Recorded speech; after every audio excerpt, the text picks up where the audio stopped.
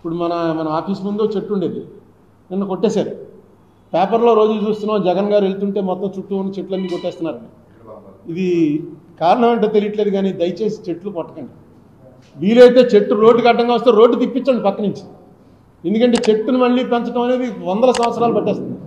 పాత చెట్లు అవన్నీ, అలాంటి పాత చెట్లన్నింటినీ మీరు మొన్ననే ఏదో ఈ గ్రీన్ ట్రిబ్యునల్ వాళ్ళు ఒక ఆర్డర్ ఇచ్చాడు, మర్రి చెట్టు కానీ ఏవో 2-3 చెట్లు చెప్పి ఈ చెట్లు ఎక్కడున్నా సరే కొట్టడానికి వీలు లేదు అని.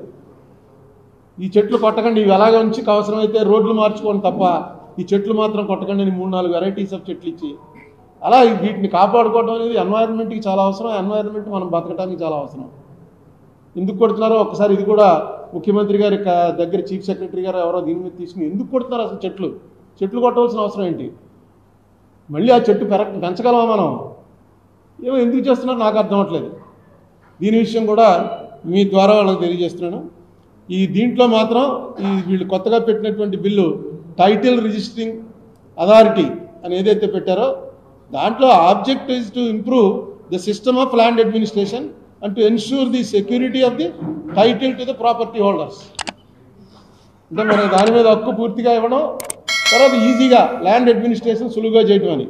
అయితే exclusion of civil courts confining the jurisdiction to departmental hierarchy.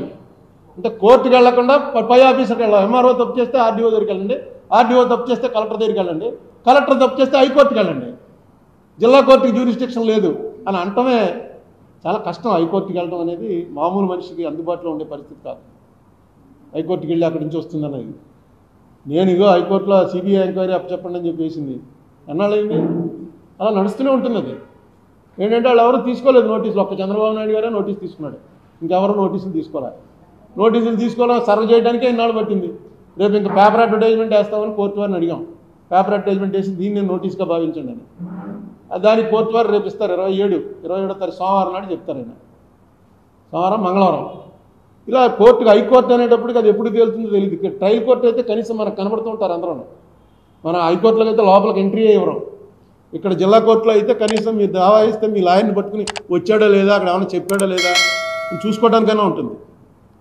So ఈ exclusion of trial court jurisdiction correct కాదు. అది దాని గురించి మీరు వెంటనే చర్చించి ఏమో ఇందులో వాళ్ళకేమి ఐడియాలు వచ్చాయో ఏదైనా చర్చ కూడా ట్రాన్స్పరెంట్గా జరగాలి. ట్రాన్స్పరెంట్గా జరిగి ఇది పబ్లిక్ ఇదే మంచిది అని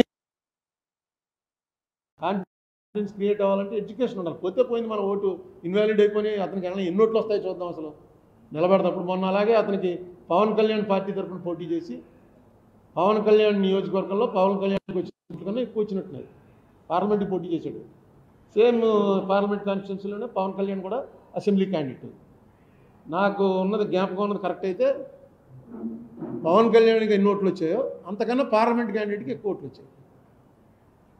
అది మరి జనం ఉన్నారన్నమాట. లేదు జేడీ లక్ష్మీనారాయణ మంచి ఆఫీసర్ కదా, వేయాలి కదా అనుకున్నారేమో. మార్పు వస్తూ ఉంటుంది. పార్టీ పెట్టి ఆయన అంతవరకు నడపగలడు, ఏం చేయగలడు చూద్దాం. బట్ నేనైతే ఇదే పార్టీ ఎందుకే పార్టీ అని మాత్రం అన్నాను. పడచ్చు. ఇది కూడా అంటే ఇదే ఓట్లే సీట్లు వస్తాయని నాకేం నమ్మకం లేదు. ఓట్ షేరింగ్ డెఫినెట్గా పెరగచ్చని అనుకుంటున్నాను.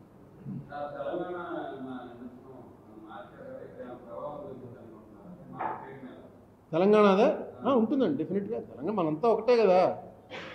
అంటే అధికారంలోకి వచ్చేంత ఉండదు, కానీ కాంగ్రెస్ డెఫినెట్గా బొత్తిగా 1%, 0.5% నుంచి 4%, 5%కి పెరగచ్చు. ఎవరితోన్నా ఎలియన్స్ వెళ్తే కొన్ని సీట్లు కూడా రావచ్చు.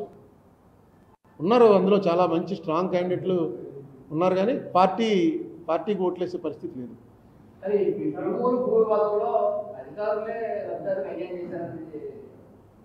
అధికారులే కదా మరి, ఇంకేంటి వీళ్ళు వైఎస్ఆర్సీపీ వాళ్ళు గొడవ చేస్తున్నారు. తెలుగుదేశం వాళ్ళు ఎక్కువ మంది, అందరూ కాదు, పట్టాదారుల్లో ఎక్కువ మంది వైఎస్ఆర్సీపీ, కౌలుదారుల్లో ఎక్కువ మంది కాదు. ఈ పరిస్థితుల్లో వైఎస్ఆర్సీపీ గవర్నమెంట్ ఉండగా అక్కడ జరుగుతుందంటే ఎమ్మెల్యే వాళ్ళందరూ వచ్చి వీళ్ళకి సానుభూతి ప్రకటించి అన్నీ చేశారు. ఎమ్మెల్యే వీళ్ళతోటే ఉన్నాడు, పట్టాదారులతోటే. సో డెఫినెట్గా ఆఫీసర్లు చేశారు. ఆఫీసర్లు ఎందుకు డబ్బులు ఇచ్చి చేశారండి అని వీళ్ళు అంటారు. అందరూ కలెక్టర్ దగ్గర నుంచి కింద లెవెల్ వరకు అందరికీ ఎవరి డబ్బులు వాళ్ళకి ఇచ్చారండి అని. అది విచారణ జరిగితే బయటపడుతుంది.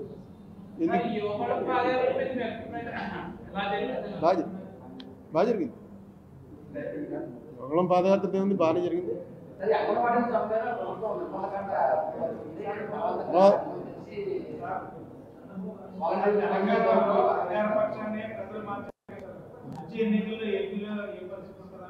అదే చెప్తుంది. ఏపీలో మామూలుగా ఇన్కంబెన్సీ యాంటీ ఇన్కంబెన్సీ డెఫినెట్గా అన్ని చోట్ల ఉంటుంది. యాంటీ ఇన్కంబెన్సీ ఓటు ఎంత పర్సెంట్ వచ్చిందని చూసుకోవాలి. వీళ్ళిద్దరూ కలవటం అనేది కొంచెం వీళ్ళకి బలం. మన ఎవరో పవన్ కళ్యాణ్ చంద్రబాబు కలవటం. సో ఎలక్షన్ అనేటప్పటికి ఇప్పుడు ఇది ఇక్కడ ఈసారి జరుగుతున్న ప్రయోగం భారతదేశంలో ఇప్పుడు ఎక్కడ జరగాలి. జగన్మోహన్ రెడ్డి చేసిన ప్రయోగం ఏంటంటే ఎక్కడ అప్పు దొరికితే అక్కడ చేసి మనకు వచ్చిన డబ్బు మొత్తం అంతా కూడా బిలో పవర్టీ లేని వాళ్ళకి పంచిపెట్టేయడం అని ఒక కొత్త ఐడియా. అసలు ఈ పంచిపెట్టాలు ఇవ్వడాలు ఇందిరాగాంధీ స్టార్ట్ చేసింది. అందులో ఏమి ఇచ్చారు? ఓన్లీ భూములు ఇవ్వడం ఇవి చేశారు, డబ్బులు ఇవ్వడం చేయలే. ఎన్టీ రామారావు గారు వచ్చి బియ్యం ఇవ్వడం చేశారు. అలా అలా ఒకళ్ళు కాంగ్రెస్ వాళ్ళు వచ్చి మాఫీ అంతా రుణమాఫీ అన్నారు.